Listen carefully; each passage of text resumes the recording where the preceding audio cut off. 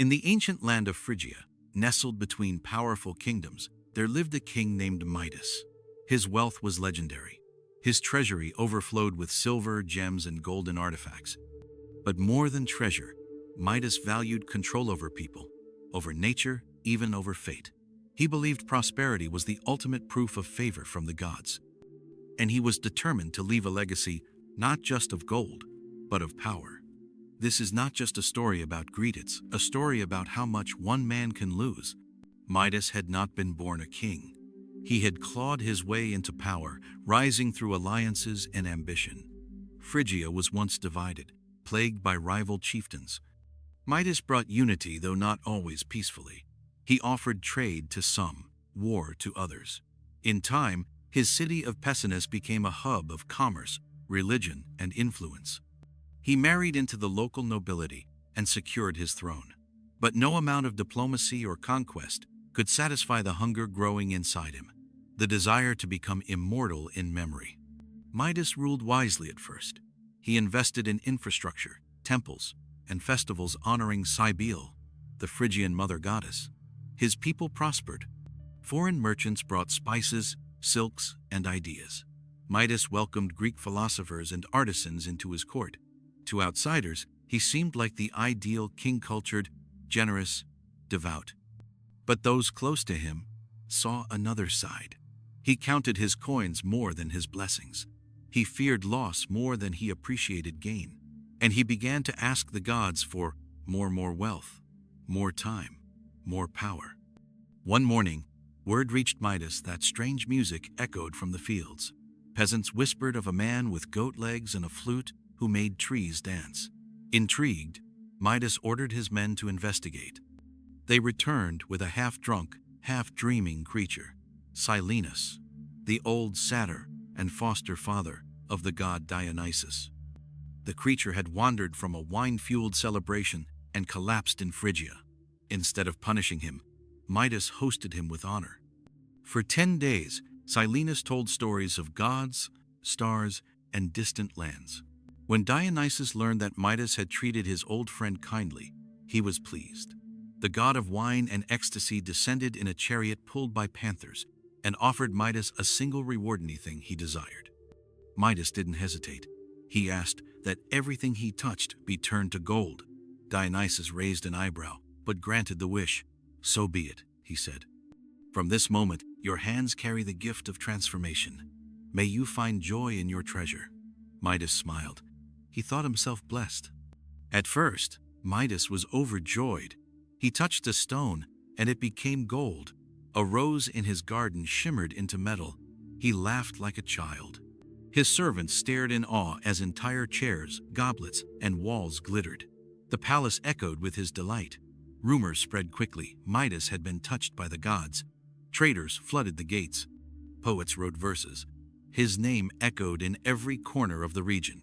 For a moment, he believed he had conquered destiny itself. But gold, like the gods, has no mercy. Hunger was the first cruelty. When Midas sat for a feast, every loaf turned hard as metal. Wine became liquid fire, golden but undrinkable.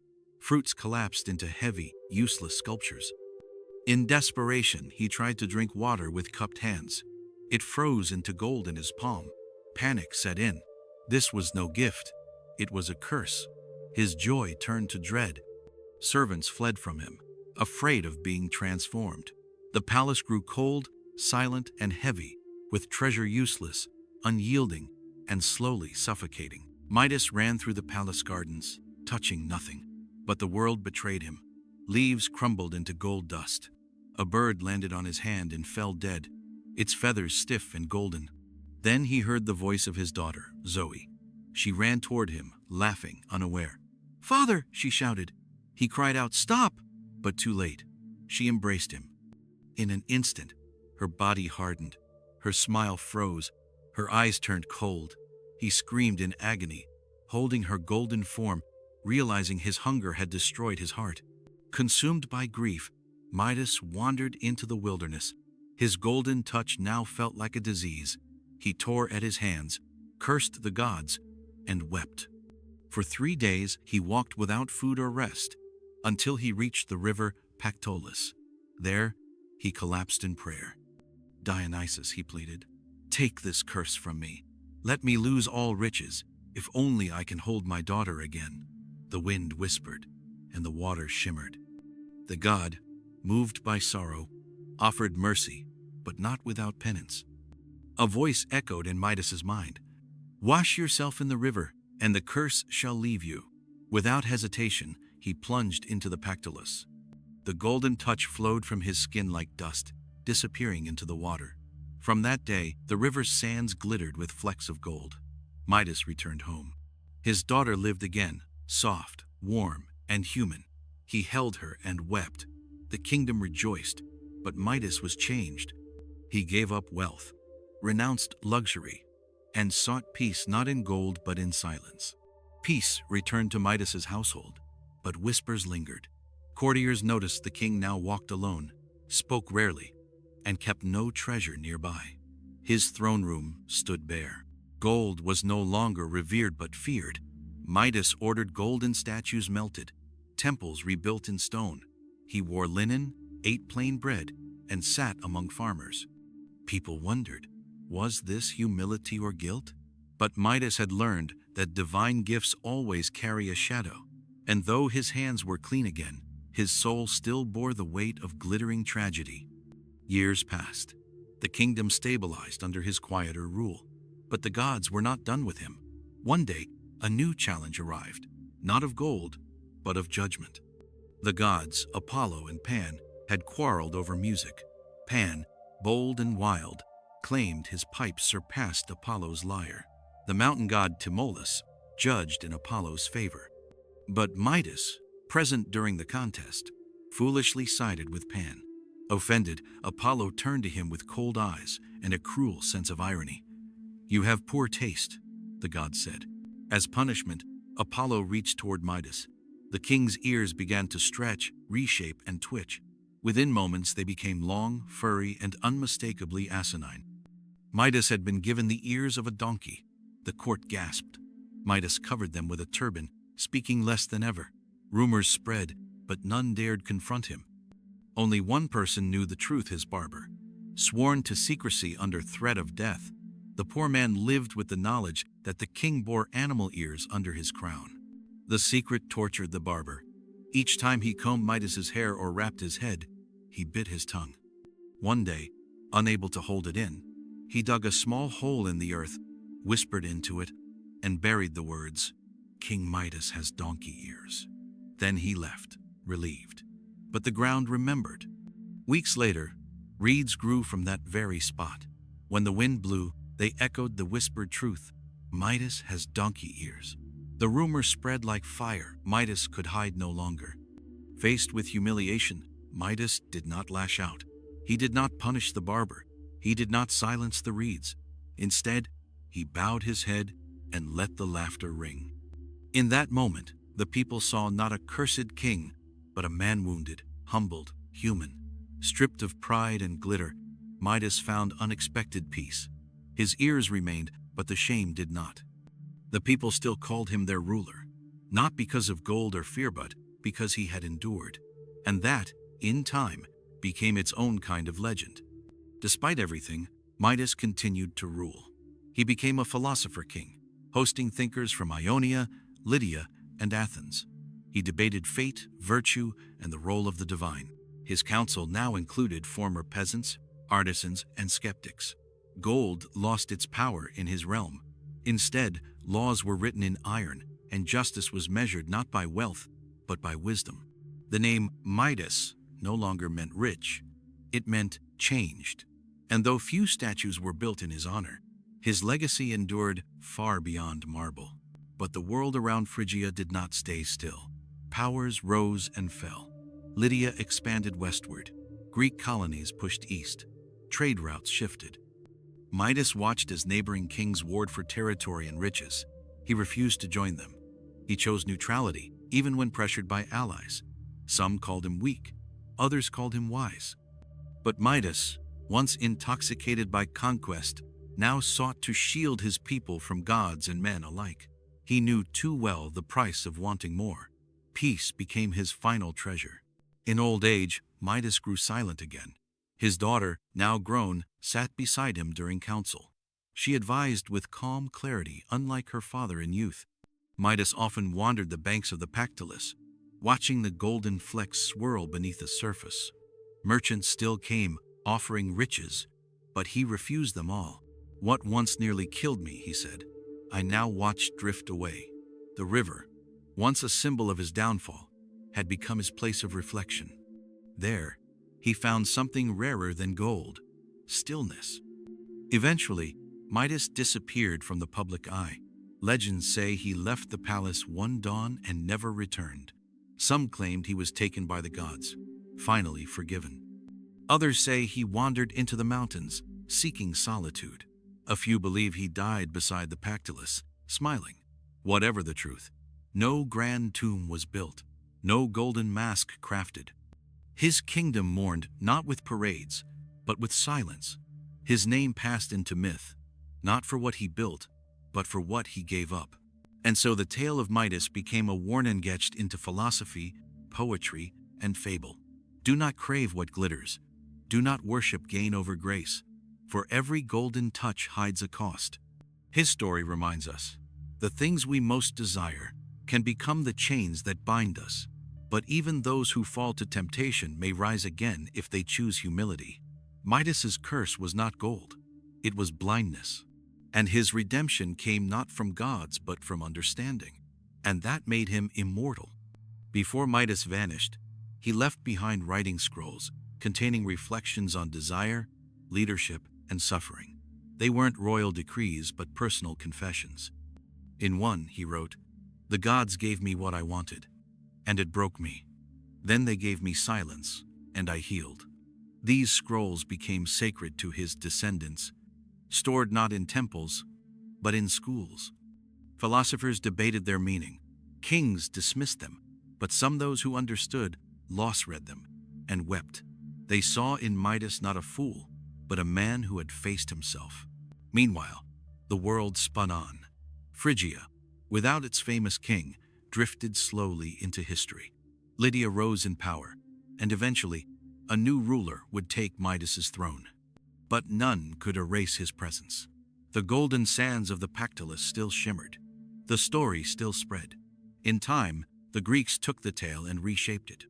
They mocked Midas's ears in plays, turned his greed into comedy.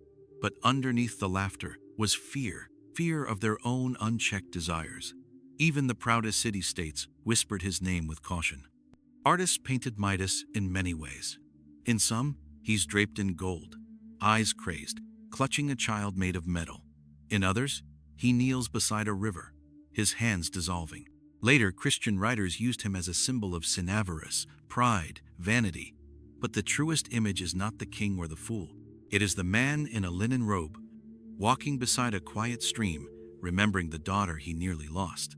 That Midas, stripped of title and illusion, is the one history quietly honors. Across centuries, scholars compared Midas to other fallen figures: Croesus of Lydia, who learned wisdom in fire; Oedipus of Thebes, who solved riddles but failed to see his fate. These stories remind us, knowledge gained through suffering is the most lasting kind. Midas was not wise by nature. He was made wise through loss.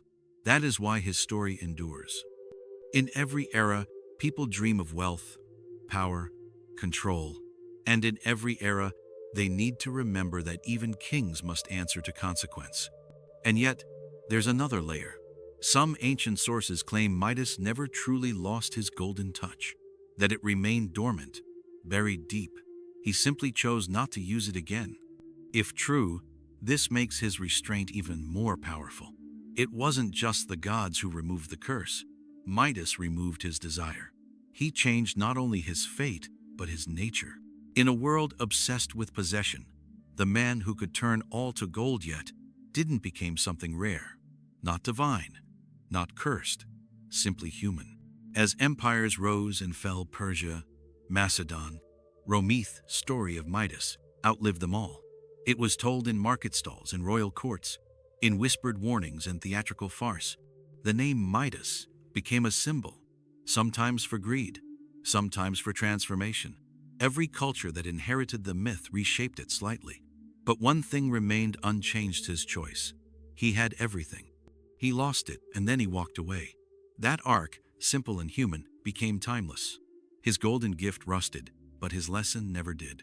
Modern minds may scoff at gods and curses, but they know the weight of wanting too much. We've all touched things we shouldn't: relationships, ambitions, obsessions, and watched them harden into regret. That is Midas. He is the part of us that whispers, "If only I had more," and then watches everything slip away. He is not a monster. He is not a saint. He is the mirror we turn from when it shines too brightly. That's why his tale still matters, because it's not just his. In literature, Midas walks beside Faust and Macbethmen, undone not by evil, but by yearning. What they sought wasn't wrong, it was simply too much. The world punishes excess in strange ways. For Midas, it was gold. For us, it might be fame, validation, or control. But the principle remains. Every gift unchecked becomes a burden.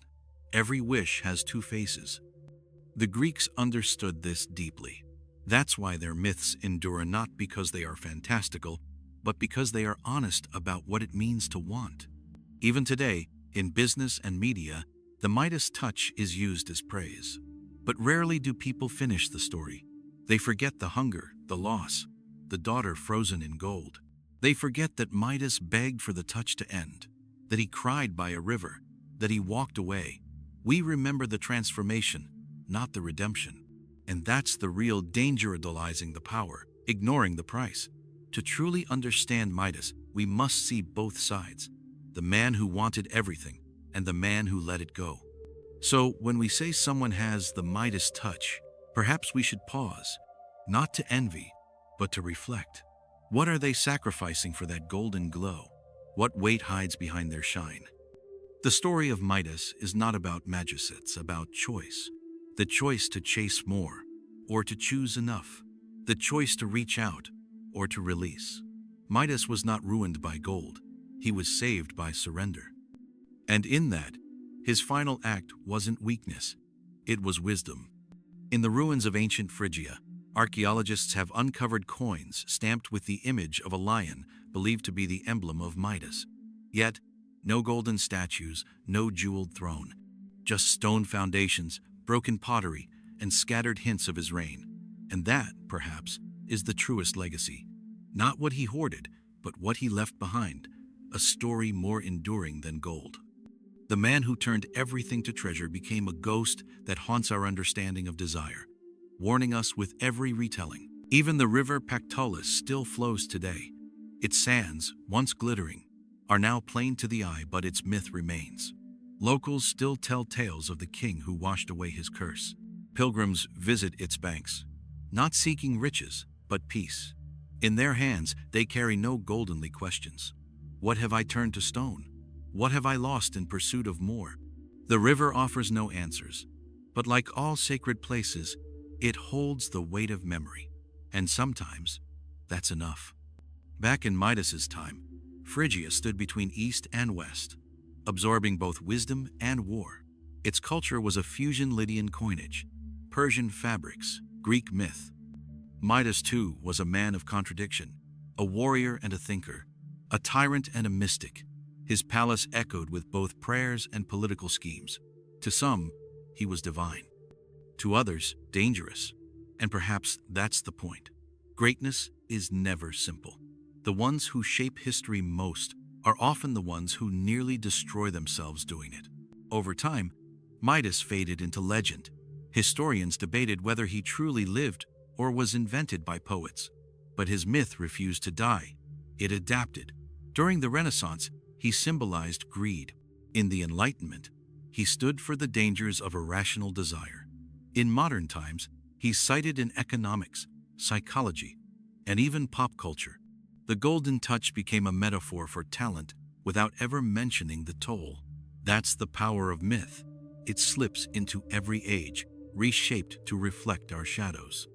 Yet beneath every version, something human endures. Midas is not a warning to kings alone.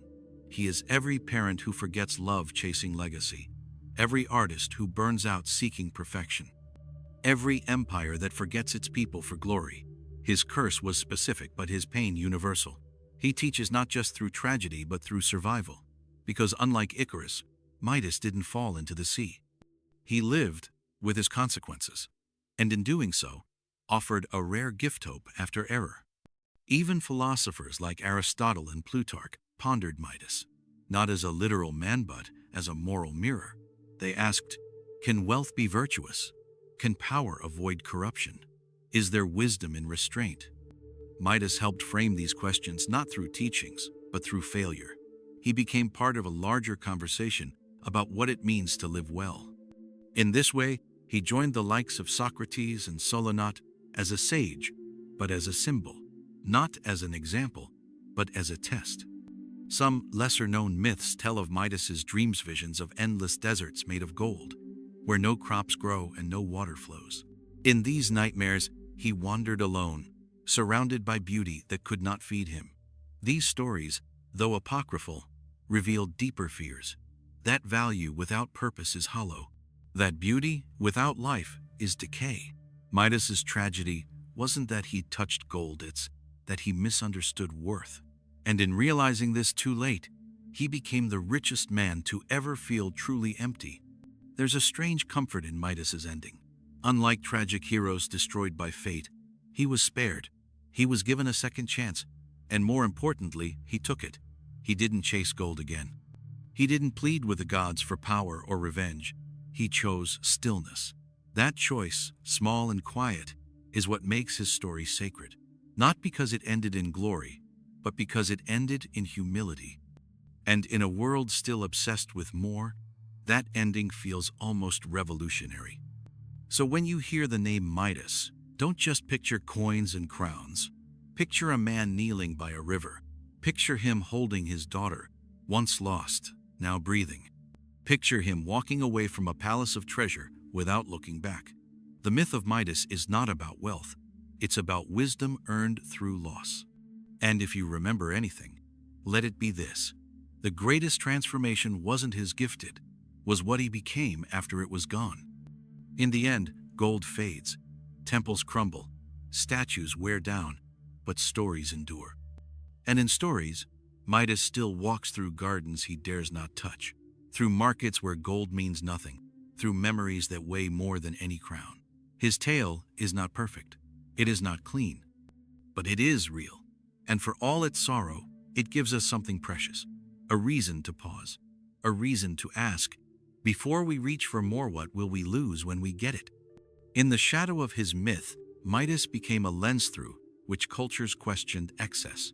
Roman writers like Ovid told his story with irony, yet empathy. Medieval monks used him to caution against greed. Enlightenment thinkers debated if Midas was foolish or simply human. Each retelling peeled back another layer. Was he to be mocked, pitied, admired for learning too late? The ambiguity made him powerful. He wasn't just a figure from the past, was a mirror held up to each generation's soul. In paintings from the Renaissance, Midas appears with his hands outstretched, gold pouring from his fingers, eyes wide with regret. Artists captured his agony, not his glory. In theater, he became a tragic clown, cursed by foolish wishes. Even in music, his name was invoked as warning. These cultural echoes show one thing clearly. Midas's story is not forgotten because it's fantastical, but because it's familiar. We see ourselves in his want, we fear his fate, and we long for his redemption. In modern classrooms, Midas is still taught not as history, but as caution. In economics, he represents unsustainable desire.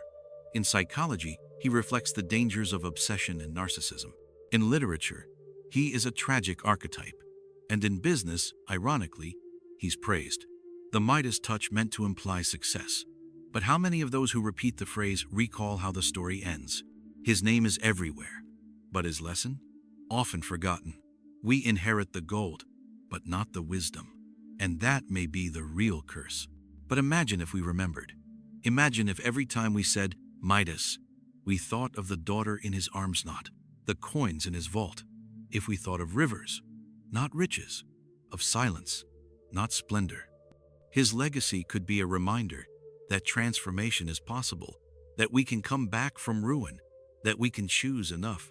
In that sense, Midas offers more than any treasure. He offers a path away from Gridon, paved with humility, grief, and hard-earned grace. There is power in surrender. Midas could have blamed the gods. He could have demanded they fix him. But he walked to the river. He begged. He bathed. He changed.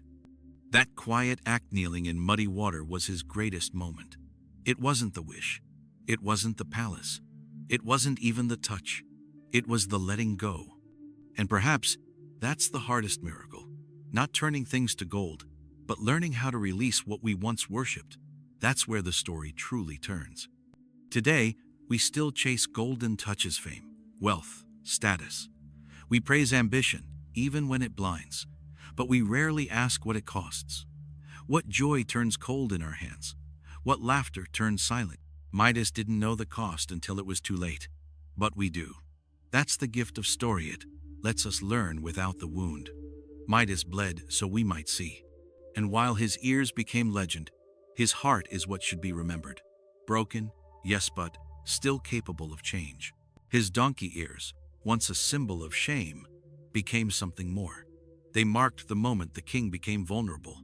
They forced him to listen, and they made his people see past the crown. In revealing his flaws, Midas grew closer to those he ruled. No longer a golden god, but a man. And strangely, they loved him more for it. Perhaps that is the lesson hidden in the laughter. True leadership begins not in strength, but in honesty, and sometimes in humiliation. If Midas had died a rich man, untouched by sorrow, we might never remember him. But he lived, he suffered, he changed, and because of that, his name outlived his monuments. He's not carved in gold, but etched in memory. Not because he was perfect, but because he wasn't. His myth reminds us that imperfection is not failure, it is humanity. And in embracing it, Midas rose not to divine heights, but to something more meaningful. Wisdom earned through pain, and peace earned through humility. Legends often exaggerate, but the truth behind them is what matters. Midas may not have turned roses to gold or bathed in magic rivers, but someone, somewhere, lost everything chasing too much. Someone wept at a river. Someone let go of power to hold love instead. That's who Midas is. Not a king, not a fool. A man who made a mistake and tried to fix it. And if that's all he was, that's more than enough. That's the story worth telling. So let us end, not with gold, but with water. Clear, flowing, free. The river Pactolus still runs. Its sands no longer magic, but its memory eternal. Stand beside it in your mind. Kneel, as Midas did, and ask yourself, what are you holding too tightly? What might you lose if you don't let go? In that reflection, perhaps you'll see not just Midas but yourself. And maybe, just maybe, that's the real miracle. That an ancient myth can still change a modern heart. Centuries after Midas faded from the world, storytellers carried his legend across continents. In the East, he was seen as a man who challenged divine balance. In the West, a fool made wise by pain. His tale was carved into clay tablets, painted on pottery, woven into the threads of literature. It traveled not as fact, but as truth. Because sometimes, myth is more honest than memory. And Midas's myth had one purpose: to remind every age of the cost of desire left unchecked. There's something haunting about the way Midas survives. Unlike kings remembered for conquest or empire, he is remembered for a mistake, a single wish, spoken in haste. And yet, that moment echoes louder than battles. His fall became his fame, his error his epitaph. And strangely, it endures because it's relatable. We may not rule kingdoms, but we make wishes every day. Some harmless, some dangerous, some irreversible. Midas's voice, though silent, lingers like a warning. Be careful what you want most. Some believe Midas was punished because he reached beyond mortal limits, that he dared touch the divine. Others think his crime was pride, believing himself wise enough to handle infinite power. But perhaps the gods didn't curse him for his ambition. Perhaps they merely gave him what he asked for to reveal who he truly was. That's the heart of the myth. Midas wasn't ruined by the touch. He was exposed by it. It didn't change him, it revealed him. And that made it unforgettable. Myths endure when they speak to something timeless. Midas's story speaks to the ache of never having enough, to the fear of loss, to the illusion that more will make us whole. It asks the question we all avoid. What if the thing we long for is the thing that will break us? That question, hidden inside a golden rose, is what makes his tale so lasting. It's not a story about gold. It's a story about hunger and how easily it becomes a cage. In some tellings, Midas lives to an old age peaceful, surrounded by gardens. But he never again touches gold. He teaches his grandchildren stories instead of commerce. He walks among the poor, not the powerful. He dies not with crowns, but with clarity. And that ending, though quiet, might be the truest one. Because the man who once turned the world to metal finally learned to let it be human. He learned that softness has more value than shine, and presence more than possession. When the earth covers a king, it forgets the noise. It forgets the gold, but it remembers the shape of his choices. Midas's grave, wherever it lies, holds no riches. But it holds a legacy etched not in treasure, but in transformation. His myth is not a tomb, it's a torch, passed from one restless soul to another, saying, "You don't have to end like I did." That gift is worth more than gold, because it's not about what you gain, it's about what you finally understand. What separates Midas from other mythic kings is not what he conquered, but what he walked away from. Power, wealth, praise. He turned his back on them all. That's rare in stories, rarer still in life. Because letting go is harder than victory, quieter than applause, but stronger than legacy. And that strength hidden beneath donkey ears and regret is what makes him great. He was never meant to be a hero. But in the end, he became something more precious. A man who learned, if myths are reflections of us, then Midas is the moment we look into the mirror and finally stop reaching. He is that long breath after the storm, the silence after obsession, the apology after the damage is done. And in that moment, he stops being myth. He becomes memory, a fragment of wisdom passed from voice to voice, a reminder that not all riches are visible, that sometimes the only way to keep something precious is to let it go before it turns to stone. So the next time you wish for more pause, picture Midas, not with gold in his hand, but with tears on his face, not on a throne, but on his knees in a river, not reaching but releasing. That image, simple and still, carries more power than any crown, because in the end, all stories are mirrors. And if we listen closely, we don't just hear the past, we hear a choice. The one Midas made too late. But we still have time. And that is the gift he leaves us. A story that doesn't end in triumph, but in truth. A myth that doesn't glorify, but cautions. That whispers, desire is fire, and gold is only beautiful until it burns. Midas lives not because of what he touched, but because of what he taught. That lesson, ancient and aching, belongs not to kings but to all who long. And so we remember him not as the man who had everything, but as the one who finally learned to let go. Midas's greatest moment was not when he ruled, but when he listened. To gods, to silence, to his own heart. That's what makes his myth powerful. It's not a tale of conquest, it's a confession. A man admitting he was wrong, and in that admission finding a better truth. It's rare for kings to kneel, rarer still to rise after. But Midas did both, and if he could change, maybe we can too. Maybe the lesson isn't about gold at all. Maybe it's about grace. The ancients placed gold above all metals, pure, incorruptible, eternal. And yet, in Midas's hands, it became poison. That irony made his tale unforgettable. The very thing humans valued most nearly destroyed him.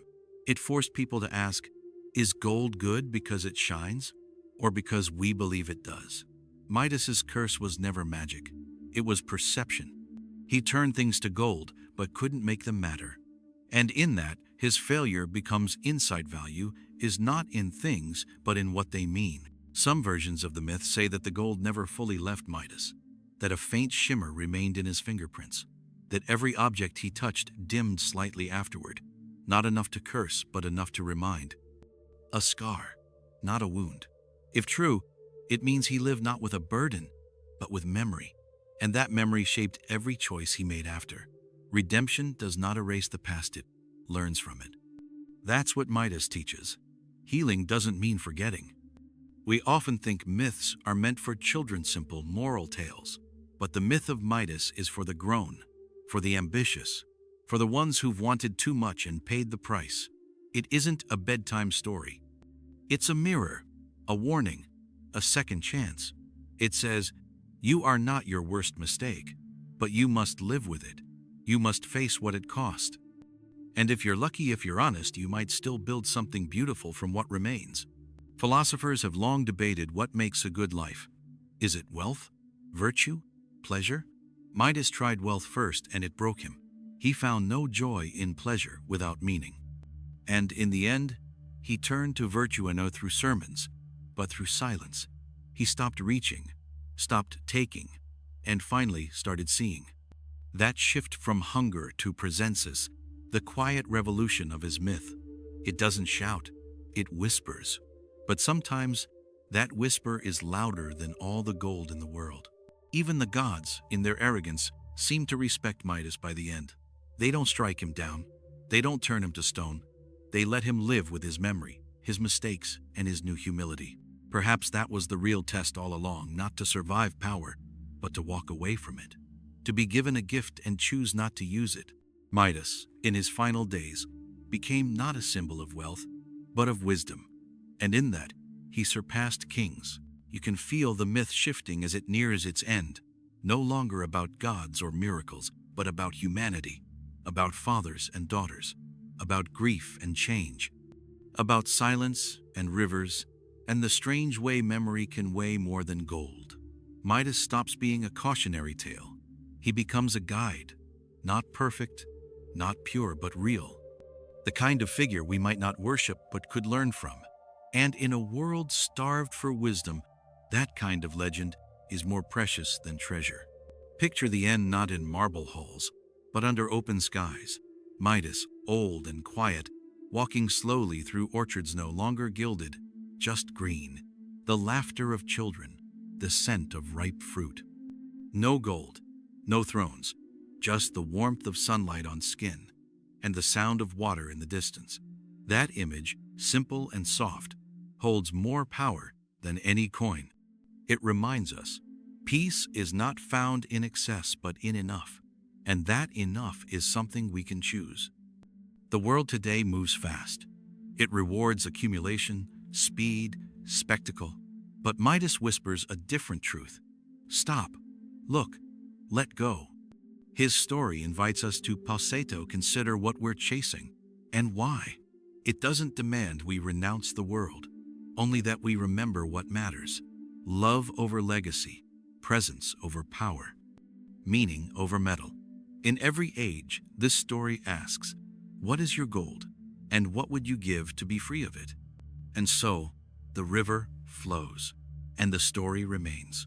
Long after Midas is gone, long after his city crumbles, his name endures not as a king who ruled, but as a man who changed. In his silence we hear truth. In his loss we find wisdom. And in his surrender we glimpse something holy. That is the true gift of the myth. Not transformation, not gold, but understanding. And if we carry that forward, then maybe we too will touch something eternal. Somewhere in the ruins of Phrygia, the wind still moves through the stones. It carries no coins, no echoes of applause, only silence. But in that silence lives a name, Midas, not the goldmaker, not the cursed, but the one who learned. And perhaps that's all a legacy needs, not monuments or medals, but memory. A whisper passed from voice to voice, telling us, you can change. You can let go. And you are not alone in wanting too much, nor in learning to want less. In many versions of the myth, the gods say little after the curse is broken. Dionysus does not return. Apollo does not gloat. The silence of the divine is profound. as if they too are watching, waiting, to see what a mortal does with his second chance. And Midas answers not with speeches, but with simplicity. He lives, he listens, he plants. That silence, once a punishment, becomes peace. And in that quiet, he finds something even gods may envy: freedom from desire. There's something powerful about a story that doesn't end in triumph, but in truth, that dares to be quiet, that leaves its hero not victorious but changed. Midas did not build an empire, he built understanding.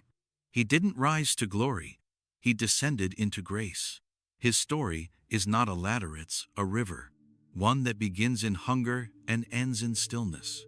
And for those willing to follow its current, there may be gold at the bottom, not to touch, but to leave behind. Many kings are remembered for what they took.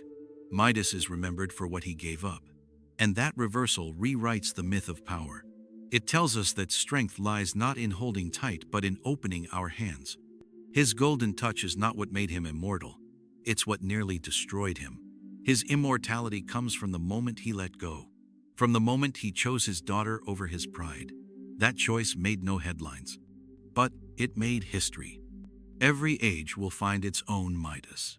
Not in palaces, but in boardrooms, on screens, in mirrors. Every age will chase something it thinks will save it. And every age will need this story. To remember what comes after the wish, after the shine, after the silence. Not to shame us, but to steady us. To say, you can turn back, you can start again. You can lose everything and still come home. Midas walked that path first, not perfectly, but fully. In the end, Midas is not a warning, he's a map, a way back from the edge.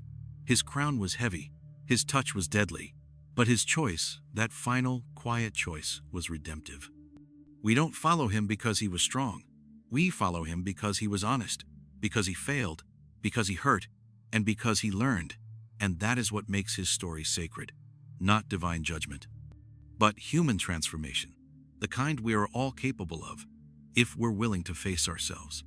So let this story remain, not carved in gold, but carried in voice, shared at firesides, written in books, whispered at riverbanks.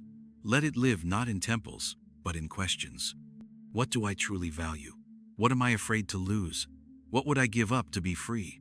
These are the real riches, the ones no king can touch, no curse can take, and no god can grant. Only we can choose them, as Midas once did too late, but not too late for us. The Pactolus still flows, not because of Midas, but because stories, like rivers, continue. They move, shape, and nourish, even as time wears their edges. And maybe, in that water, we see ourselves, changing, drifting, learning. The myth is not fixed. It bends, it deepens, it follows us wherever we go. And when we stop to listen, we find it whispering not of gold, but of grace, not of wealth, but of worth. And in that whisper, we remember the oldest truth: to hold less is to hold more. Midas began as a man with everything, but it was only when he lost it that he became whole. That paradox, gain through loss, strength through surrender, is the heart of every great myth. But rarely is it told so softly, so plainly, so human. That's why his name endures. Because we are not built for endless hunger. We are built for meaning. And Midas, in the end, found his in a river, in a daughter's breath, in the silence after wanting, and in the wisdom of letting go. So now the story returns to you. You who heard, you who reached, you who wondered. This is no fairy tale, no curse, no crown, just a question. What will you choose to touch? And what will you choose to release? That answer is yours. And if you ever forget, if you ever hunger too loudly, just remember the man who once turned roses to gold and then let them bloom again. That, more than all the treasure in the world, is the true gift of Midas.